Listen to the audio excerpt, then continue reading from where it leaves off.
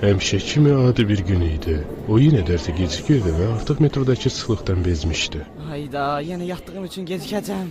Kartı vurmaq lazım deyə. Nə qədər növbə var burada. Keşke nefsi sistem olaydı.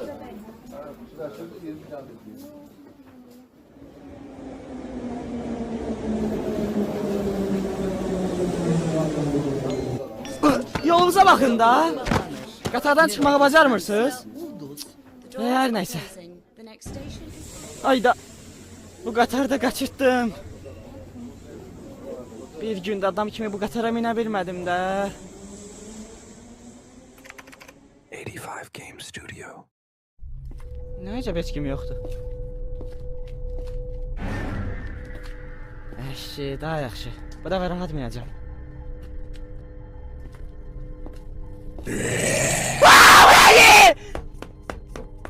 Yusuf, özvə gəl, özvə gəl. Bu sadəcə yuxuda, özvə gəl.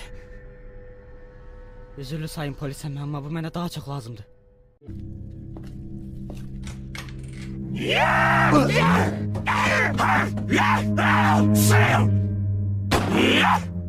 Etrafında hiç kimi sağ koymayacağım. Bütün sevdiklerin ölümünü izleyeceksin.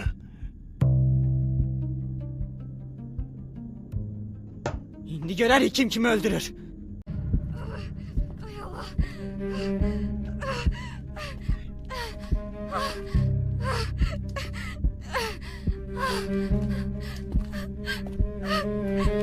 Zahra!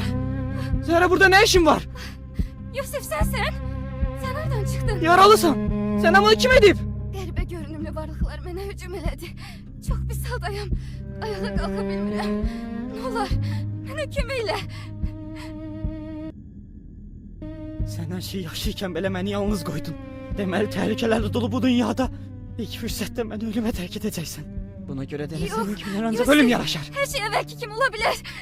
Eləmə! Eləmə!